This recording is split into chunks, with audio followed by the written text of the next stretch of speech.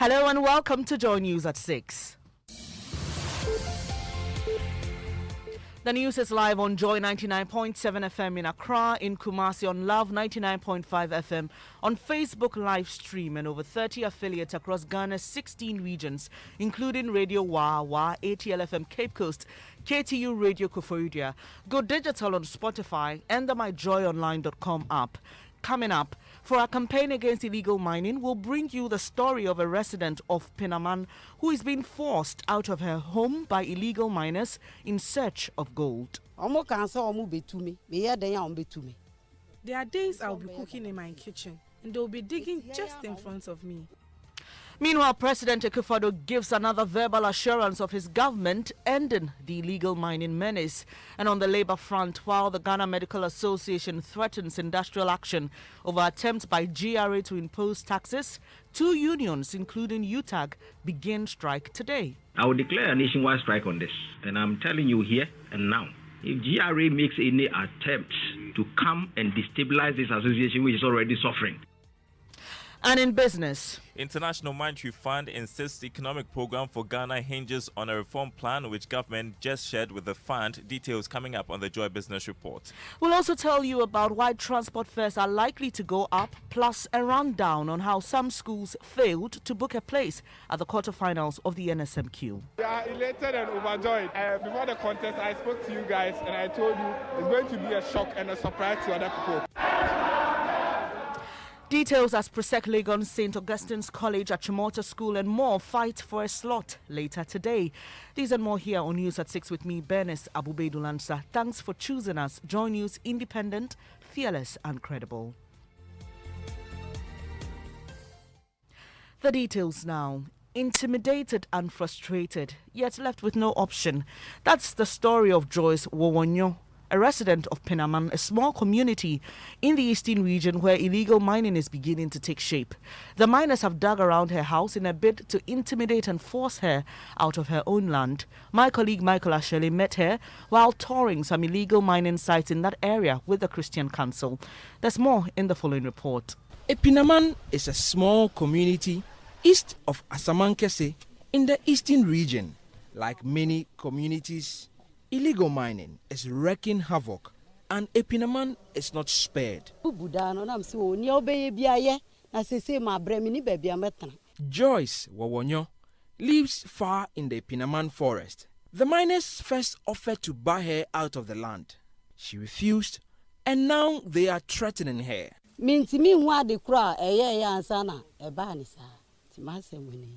One day, the miners came and asked me to pack out. I refused. They made a circle around my house, destroying my farmland. I put all my energy into that farm. Now, my family and I don't even know what to do. Joyce is now 43 years old with 5 children. She says her experience with illegal miners was scary. The miners threatened me many times. I still didn't move. There are days I'll be cooking in my kitchen and they'll be digging just in front of me. Michael Ashale with that report. Meanwhile, President Akufo-Addo has given yet another verbal assurance of his government dealing with the menace. He was speaking at the Menchia Palace in Kumasi at the start of a 4-day tour of the Ashanti region. My colleague Ohiming has more. According to President Akufo-Addo, no government has shown that resilience in the fight against Galamsey than his.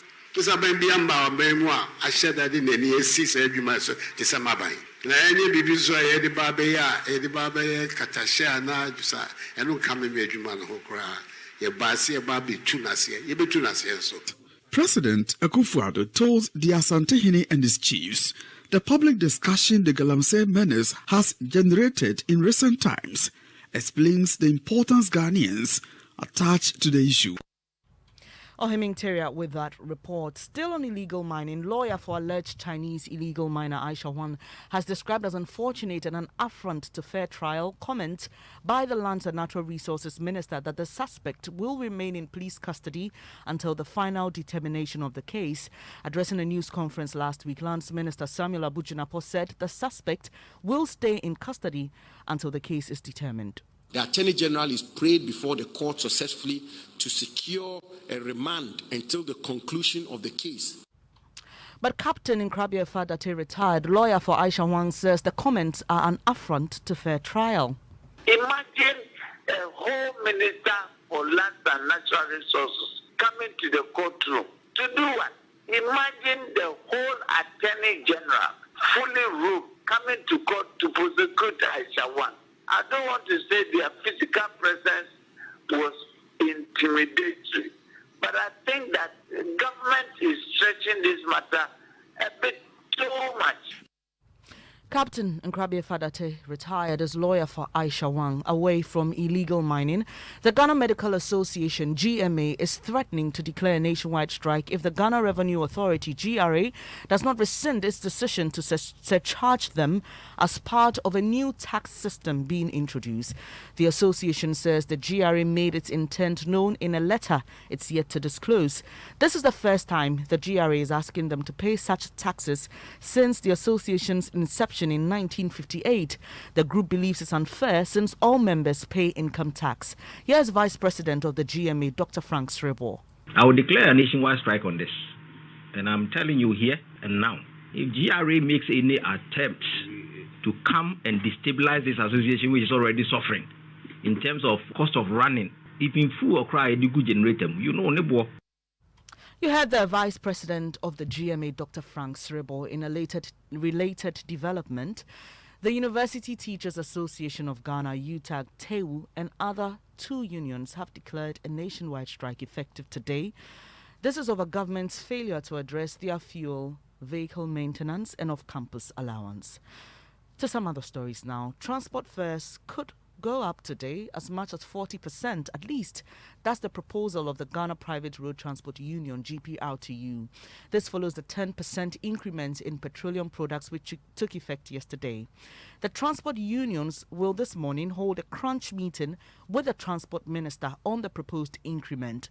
Director of Communications of the GPRTU, Samuel Amoah, tells Joy News the unions will be out of jobs if the proposal is not accepted. The spare parts do goes up based on the dollar rate. And at the same time, lubricant has also been increased by 30%. And then the taxes has also been increased by 15%.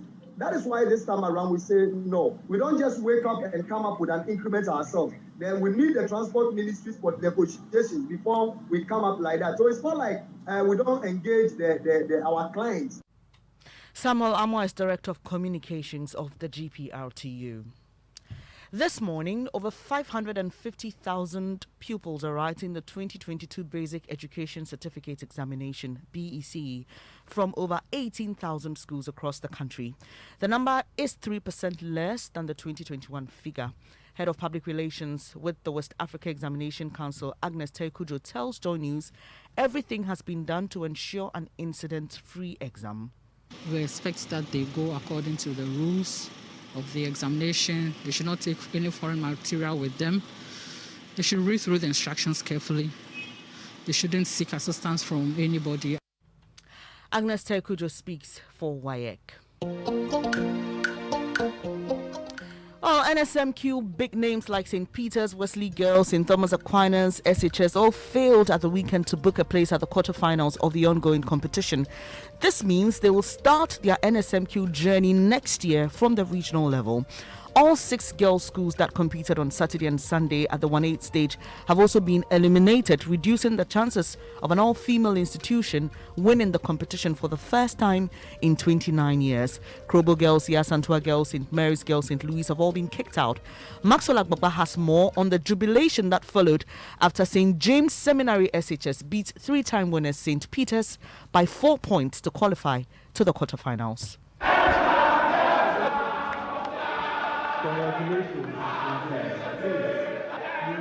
Big upset caused by St. James Seminary Senior High School. They beat Eastern Regional Champions, 3-time winners, St. Peter's SHS and Dobo Senior High School to qualify for the quarterfinals. It came down to the last question. The last question.